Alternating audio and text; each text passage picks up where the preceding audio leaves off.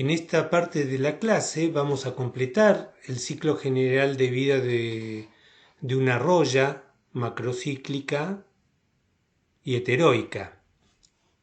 Habíamos visto la formación del espermogonio, de los esidios, y justamente vamos a partir del hospedante en donde se han formado el espermogonio y el esidio. El esidio forma esidiosporas que, a diferencia del espermogonio, no son uninucleadas, sino que son binucleadas. Acá tenemos un dibujo de una esidiospora con sus dos núcleos, con distinta coloración para indicar de que son genéticamente diferentes. Esta esidiospora es llevada por el viento, es diseminada por el viento, y en el caso de las rollas heteroicas es llevada hacia otro hospedante. Este hospedante recepciona la esidiospora y esta esidiospora germina, ataca la hoja formando un micelio que también es binucleado porque originalmente la esidiospora es binucleada. Ahora bien, este micelio produce el daño en la hoja, en el tallo, en el fruto, según donde esté atacando, siempre un tejido verde, vivo, del cual se nutren las células del patógeno, y que permiten en determinado momento que ese micelio eventualmente esporule formando una estructura reproductiva que es un soro típico, una masa de esporas que rompen la epidermis para su dispersión. Esta estructura se llama el uredosoro. ¿Por qué es distinto al esidio? Porque morfológicamente los soros son diferentes, y principalmente porque estas esporas que produce este micelio dicariótico no son morfológicamente iguales a las formadas por este micelio dicariótico. Tienen distinto aspecto, entonces se lo llama de forma diferente. En este caso es el uredosoro, que constituye la fase infectante del patógeno durante el periodo de crecimiento vegetativo del hospedante. Entonces, para repasar, tenemos entonces las esidiosporas que infectan al hospedante, forman un micelio también dicariótico. Este micelio forma un tipo de estructura novedosa, nueva, que llamamos uredosoro, que morfológicamente, acá está representado la espora, que llamamos uredospora, es morfológicamente distinta a la esidiospora. Por eso reciben nombres diferentes. Acá tenemos morfologías, dos ejemplos de morfologías de uredosoros. Acá observamos uredosporas de una morfología, acá con otra morfología. Fíjense que tienen un pie, que acá no existen, son géneros distintos. Y como dijimos, esta fase, la fase de los uredosoros, es la fase infectante durante el verano. Es la fase más común que vamos a encontrar como roya atacando en el verano, acompañando el crecimiento vegetativo del hospedante. Y constituye típicamente el inóculo secundario del patógeno. Acá observamos un uredosoro típico, visto con microscopio electrónico de barrido. Observamos la epidermis, que contiene en principio el uredosoro, hasta que se rompe y las uredosporas quedan expuestas para su dispersión. En este caso son esporas que no tienen una célula pie, como vimos en un dibujo anterior. Esto, por supuesto, es el signo del patógeno. Nos sirve para reconocer, identificar al patógeno y poder hacer un diagnóstico de la enfermedad. Pero no es lo que produce el daño. Lo que produce el daño en la planta es el micelio que crece, en este caso en una hoja, podría ser también en un tallo, en un fruto verde. Es este micelio que crece en el tejido mismo el que produce la interacción con las células del hospedante, del cual se nutre, obtiene los nutrientes y debilita progresivamente al tejido. Los uredosoros generalmente tienen un color anaranjado a rojizo, que es muy típico, y esta coloración rojiza es lo que le da el nombre de roya a la enfermedad. Es ese color anaranjado o rojizo que cuando uno tiene una plantación, esto es típico en plantaciones de gramíneas, pero también pueden ser las plantaciones de soja, que empiezan a crecer, tienen toda su coloración verde y cuando se empiezan a poner amarillentas o anaranjadas, el productor se agarra de la cabeza porque esa coloración rojiza significa la aparición de la roya, o del trigo, o de la soja, una preocupación de la agricultura argentina, una coloración que es muy característica y que corresponde a los uredosoros. Acá observamos fotografías con el aspecto macroscópico de un uredosoro. Fíjense, se rompe la epidermis y se expone la masa de uredosporas de color anaranjado. Y acá un detalle de cómo está rota la epidermis y se exponen las uredosporas. Y acá un detalle de las uredosporas. Estas son todas fotografías obtenidas de internet.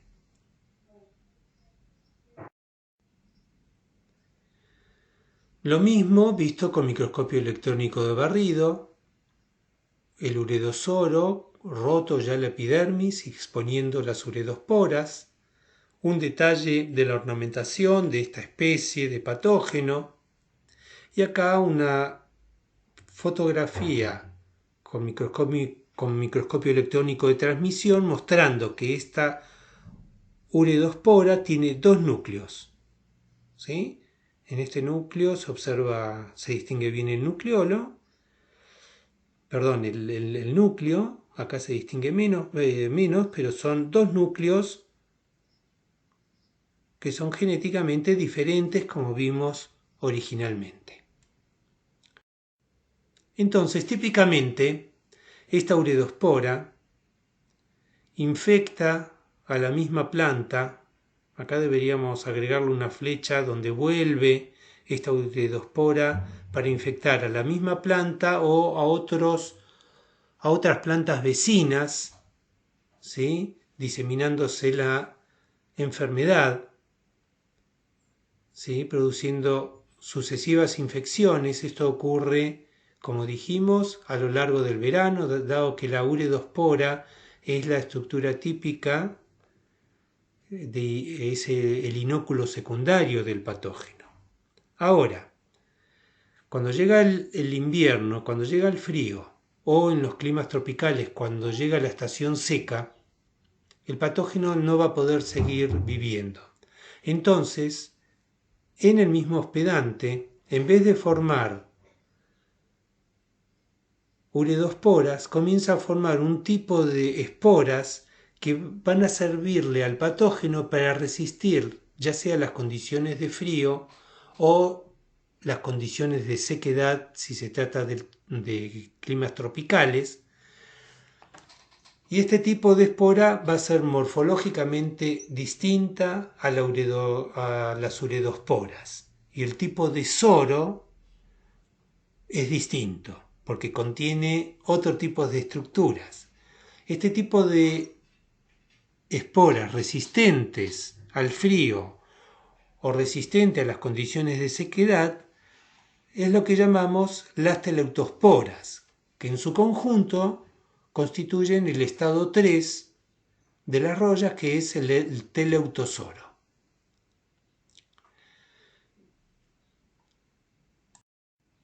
Acá tenemos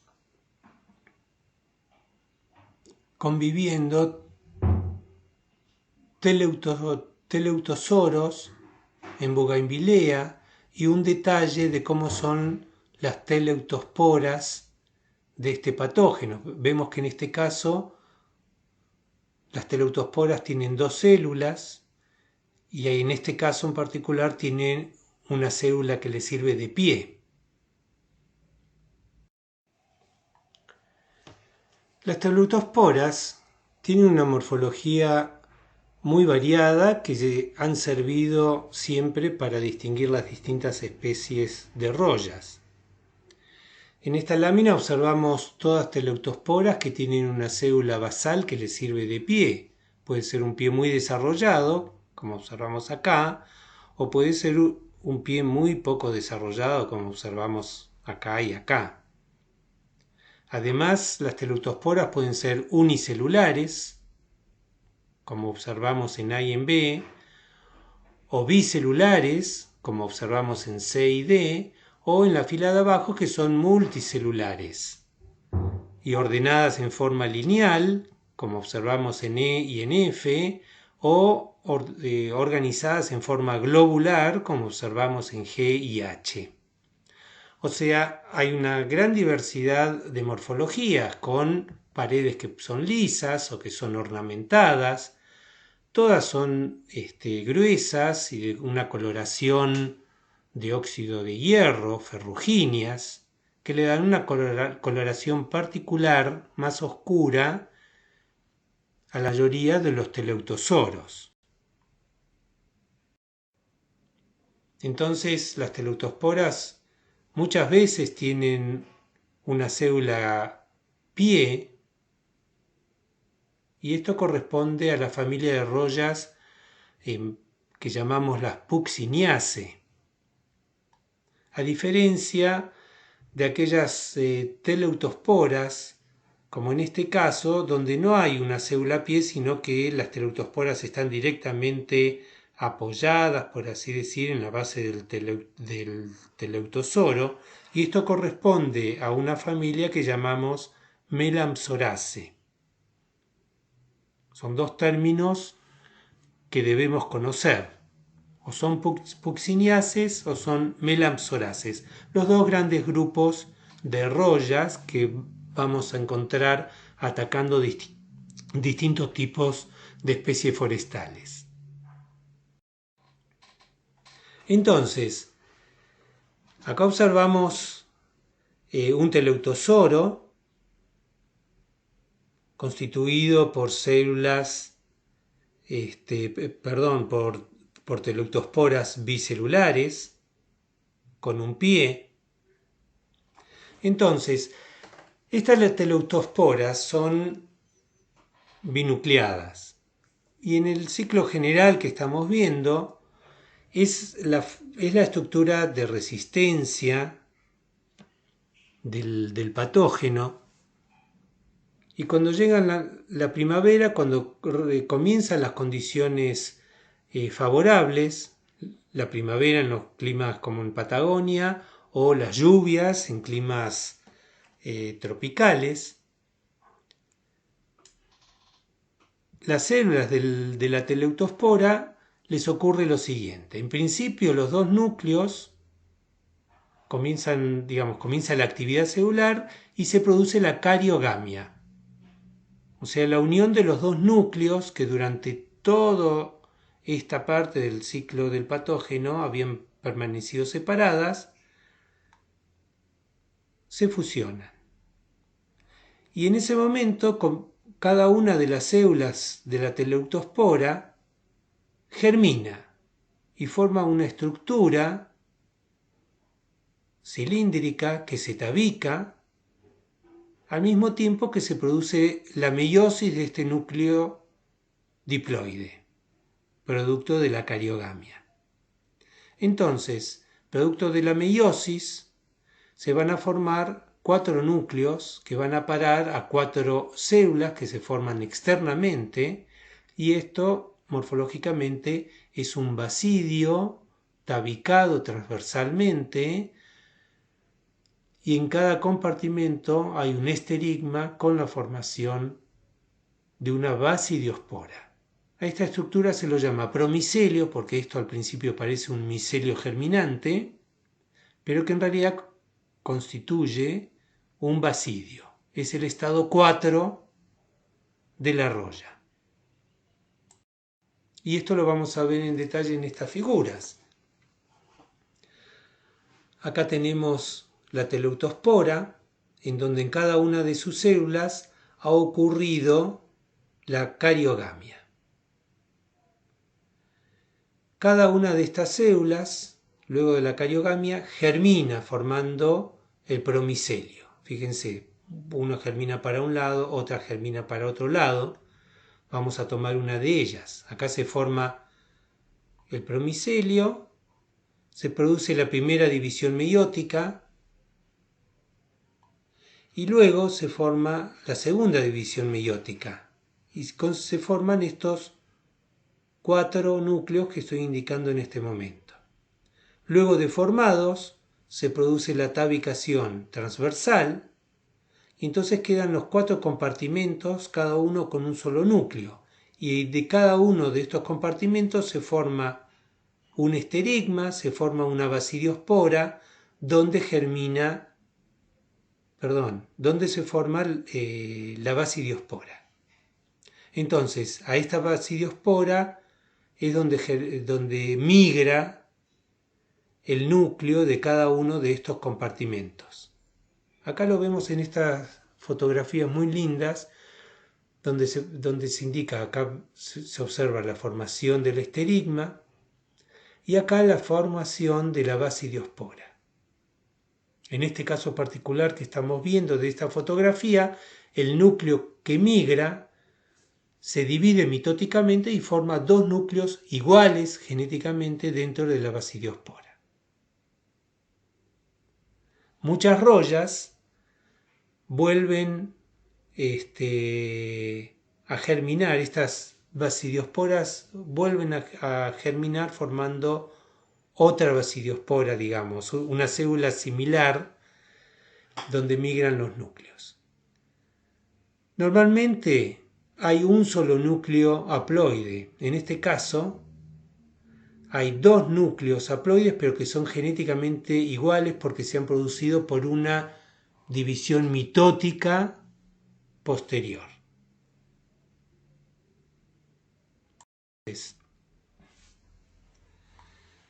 Se forma el basidio, acá se observan los tabiques o septos que dividen al basidio transversalmente, cada compartimento tiene un esterigma y a partir de aquí se forma la basidiospora donde migra el núcleo que va a formar parte de la basidiospora y eventualmente ese único núcleo se divide mitóticamente para formar, como vimos en la fotografía anterior, 2 núcleos que son genéticamente iguales. Esta basidiospora es diseminada por el viento y va a infectar nuevamente a otra planta cuando la roya es heteroica, y acá observamos la basidiospora ya apoyada sobre la superficie del hospedante, germinando, formando un apresorio que observamos en detalle con este corte transversal de estas células, de estas estructuras que vemos a la izquierda. Vemos la basidiospora, el tubo germinativo, y en este caso se ha formado rápidamente un apresorio que le va a servir de apoyo al micelio para producir la penetración de la célula del hospedante. Entonces así se cumplen todo el ciclo de vida de la roya y volvemos nuevamente al inicio, que es a partir de esta infección se produce un micelio, se forma un micelio que es uninucleado en cada uno de los segmentos cifales. Y ese que va a formar nuevamente, en este caso, va a formar los espermagonios y así se completa este ciclo que puede ser anual, bianual, trianual, según el tipo de enfermedad de que se trate.